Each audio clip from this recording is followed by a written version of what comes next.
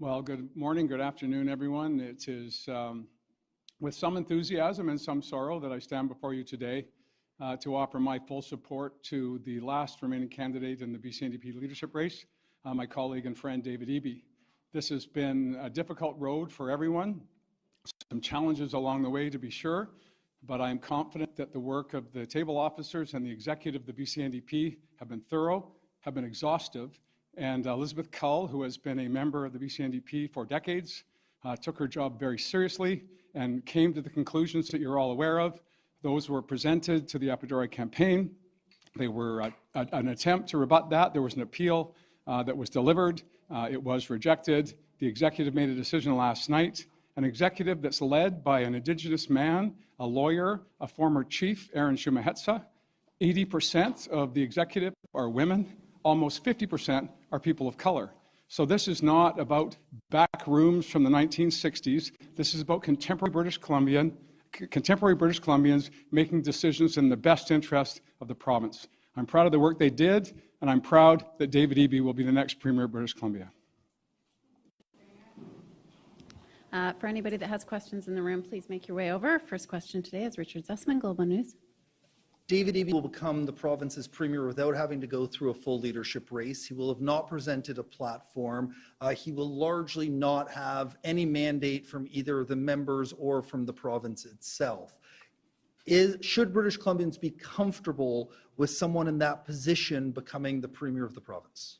David has been one of the hardest working members of my cabinet. He was, when I was the leader of the opposition, the hardest working critic on behalf of the official opposition. Every file that I have given him, large files, sometimes multiple files, have been handled delicately and handled with success.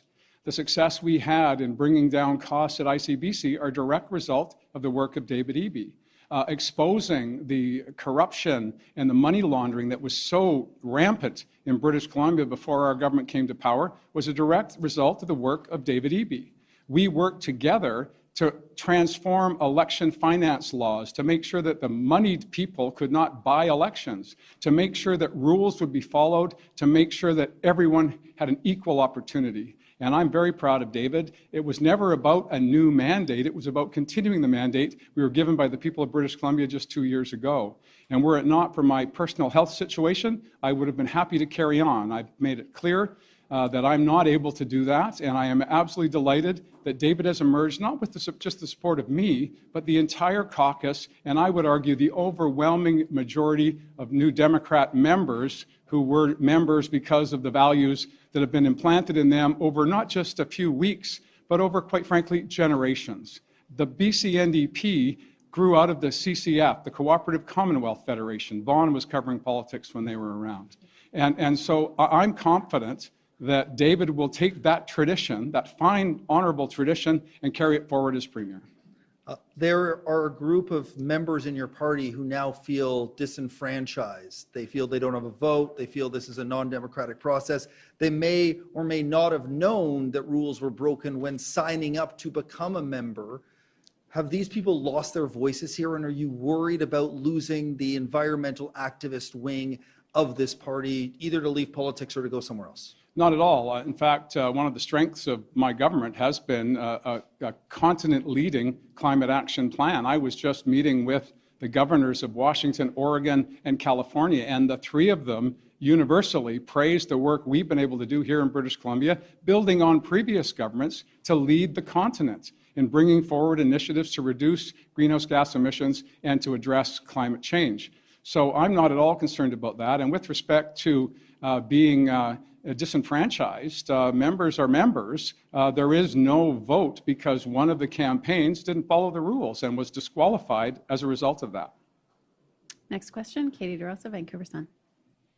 Premier, originally before Anjali submitted her candidacy, David Eby was obviously the only challenger. There was talk of a acclamation being better for the party, just as you were acclaimed, and so the party's not fighting within itself. And now, is it a situation where the party is sort of torn itself through this NDP leadership drama, and does that affect the Liberals' position before the next election?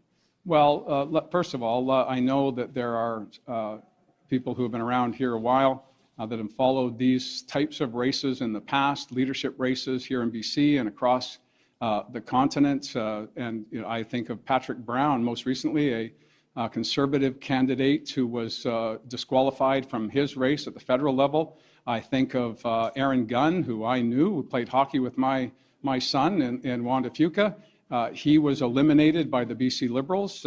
These things happen. Sometimes campaigns are not following rules, and therefore they're disqualified. This has become a much more public affair, and I'm fine with that. And I'm sure that the Appadurai campaign is fine with that, because it strikes me that that was their objective from the beginning. You have a meeting later today with Prime Minister Justin Trudeau. Can you talk about what will be on the agenda? Well, I'm going to continue to make the case that the federal government needs to get in the game when it comes to addressing the challenges in public health care. I'm still in contact with my colleagues across the country. I know Doug Ford, who has been standing shoulder to shoulder, quite famously, with the Prime Minister on other issues, is as concerned as I am, as is Francois Legault, as are the Prairie premiers and premiers from Atlantic Canada. We need the federal government to get in the game. There is a ministers' meeting next week or early November in Vancouver, and that's a good start, and I'll be talking to the Prime Minister about that. I'll also be talking about the unanimity with respect to street disorder and the challenges that prosecutors face as a result of federal policies, federal rulings and determinations by the Supreme Court, and how important it is that the national government get their head around this. I know the Prime Minister is aware of that. I know his ministers are. Minister Rankin and Minister Farnworth were both with their colleagues in Halifax just a week ago, and the federal government was there as well. So those are issues that I'm going to be talking with them about today, and also just bidding them a farewell, as I suspect this is the last time we'll be meeting face-to-face. Next question, Rob Shaw, Check News. Appadurai is planning to be outside the front steps of the building at 2 with supporters. What would you say to her? Well, her quarrel is not with this building. It's not with these people that work here. It is with her campaign that violated the rules that were clearly set out before she entered the race. Her issue is with the executive of the BC NDP. She made her case to the table officers in an appeal. It was rejected. The table officers passed on their recommendations to the executive. The executive agreed, and Ms. Appadurai's campaign is disqualified. Her issue was not with this building. She may find a more receptive audience here with you than she would have going to the head office, but again, that's for her to determine, not me. The idea, though, that a young, bright, intelligent, articulate... David Eby. Yeah. Well, younger than Eby. Younger than Eby, I guess. Oh, okay. Maybe Eby 20 Everyone's years ago. younger than me, Rob, except one guy here. But the idea that someone who might be the next generation of New Democrats in the past, trying to change the world, taking a big swing at a big problem, doesn't see themselves reflected in this party and doesn't want to make the compromises that you've had to make in government on files. What would you say to that generation of New Democrats? Well, I apologize for interrupting your question, but as I understand it, Rob, the point you're making is here's a young activist who wants to make an impact. Full marks to her for that. She can continue to do that work that she was doing prior to her and the Dogwood Initiative starting her campaign. She can continue to do that work. Her enthusiasm, her vigor is welcomed within the NDP, but you have to follow the rules in a leadership contest. You have to understand that we amended election finance rules. We amended how we engage, not just in regular elections, municipal, provincial, but also in leadership campaigns. We have a young, dynamic, diverse caucus, and she would be, I would suggest, a welcome addition to that. But at this point, we have 57 members who range in age from mid-30s to early 70s. And that range of experience, more women than men, more people of color than have ever been elected to this legislature, we are increasingly representing the diversity of British Columbia. And our executive absolutely represents that diversity of young people who were grappling with a very, very difficult situation, not of their making, but they discharged their responsibilities, I would suggest, honorably and in good faith. And I'm proud of what they did, and I'm proud of where this government has come, and even prouder of where David will take it. Next question, Alex Lazenby, BC Today. Hi, Premier. So in the call report it backed up claims that, certain members of the Green Party were certain people were holding dual Green NDP memberships, prompting Heather Stoutenberg to call it a hostile takeover by that party.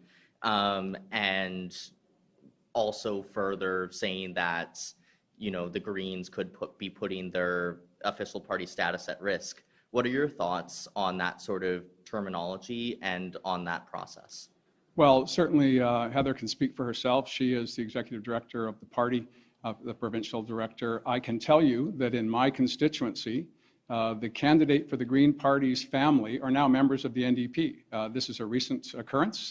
They never joined when I was seeking their assistance. In fact, instead of assisting me, they mobilized and ran against me. So I have real tangible evidence, if you will, in my own community of individuals who were never supportive of me or the initiatives that I've been championing over 18 years. And I think that does a disservice to the members like Bill Wilson, who has been fighting elections since the 1950s.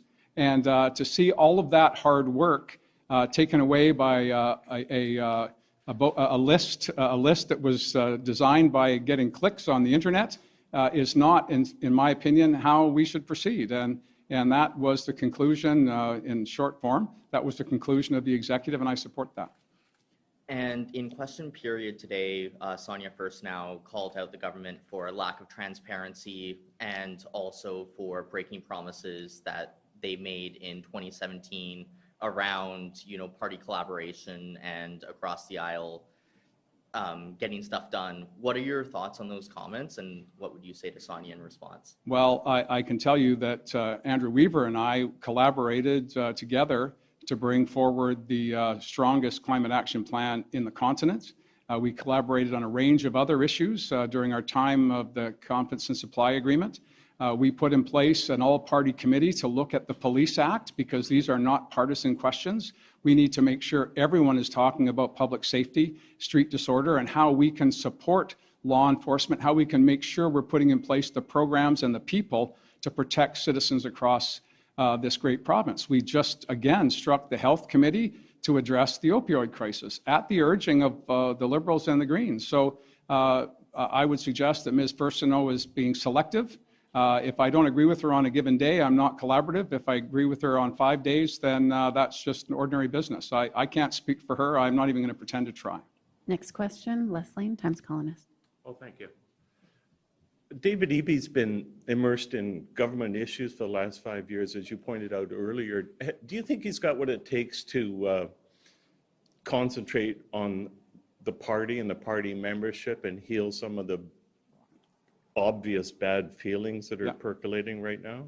Well, again, I would suggest, first of all, that some of those bad feelings are from people like the family of the Green Party candidate who ran against me. And I feel empathy for them as human beings, but I'd have to suggest that their indignation is feigned, and they're trying to accomplish by stealth what they couldn't accomplish at the ballot box in the last election campaign. So in that sense, I'll leave that to rest. But your question is a good one, Les, and one of the challenges of being leader of a political party, and I'm sure Mr. Falcon would agree, is it's not just the work of the legislature, it's not just the work in communities, it's also the strength and vitality of the political party that you represent. And I have been very proud to represent the NDP as leader for the past 8 years, and I am confident that David has all the tools he needs and all the support, quite frankly, that he will need to take on that enormous task. But is it easy? Not at all. Is it rewarding? Absolutely. I noticed last night and this morning, there's a number, I don't know how many, a number of NDP members who, regardless of how they would have voted on this thing, they wanted a vote, and they don't think this looks very good for the party to disqualify a candidate. If you back up and look at this thing, did this leadership, this aborted contest, go about as badly as you might have expected at the outset, or was it worse? Why are you so awesome, Les? No, look, this isn't how anybody wanted this to roll, but I think it's a cautionary tale for all of us. Most British Columbians, near 5 million souls, are getting on with their lives, and they're worried about affordability, about housing, about healthcare. They're not worried about someone's hurt feelings that they circumvented the rules and were called out on it. This will pass. Is it disappointing? For sure. But I've always been about talking about the things that matter to my neighbors, to British Columbians. And what matters to them is we have been transparent. We had a process. We had a chief electoral officer of quite profound renown within the NDP to manage this process. A document was produced, an exhaustive document was produced, and you now have it in your possession. I don't know what would be not transparent about that. The rules were clear at the outset of the race that if there were reasons for disqualification, they would be identified, they would be reviewed, there would be opportunity for appeal, and then the provincial executive would make a final determination. I am a member of the executive. I am a table officer. I did not participate in the discussions last night. I observed the table officer's receiving of Ms. Cull's report. I think it was a week ago. I'm not sure. I've lost track of time, but recently. But again, I have voice, but I didn't exercise my voice beyond saying how proud I have been of this job, the absolute thrill of my life to have this opportunity to stand before all of you and sweat under these hot lights. No, I'm ready to go, and I'm very, very, very pleased that David Eby is going to be the next Premier of British Columbia, because I'm a British Columbian, and I want a confident, competent, compassionate leader, and he fits that bill. We only have time for a couple of more quick questions. Andrew McLeod, Tyee. Thank you. You've been talking about transparency and the role of the provincial executive. Why isn't the list of who's on the executive public? Why? Because they're being inundated by people who say this is by Green Party members saying we want to take over your party. Leave them alone. They're doing their job, volunteers, and they're going to be abused by a bunch of people who cheated and want to get away with it. Sorry, Andrew. You can write that up any way you want. I believe that these individuals, young men and women, diverse men and women from across BC, elected at our last convention to these positions, should not then be ridiculed and abused by people who only joined the party because they got an email from someone that doesn't even belong to the NDP. I can't be more frustrated by that type of thuggery. So no, I'm not going to publish their names, but I'm sure that someone will be delighted to have them. But given their role, I'm not even sure exactly how many people, but they've just chosen the next premier of the province. They were elected at our last convention. If you've been paying attention, you would have been able to identify who they are. They're on, I'm sure you can find their names on the website. If you want their addresses and phone numbers and emails, you're going to have to do something else, not talk to me. I think I'm done here. Thanks very much, everybody. Thanks, everyone. I'll see you around.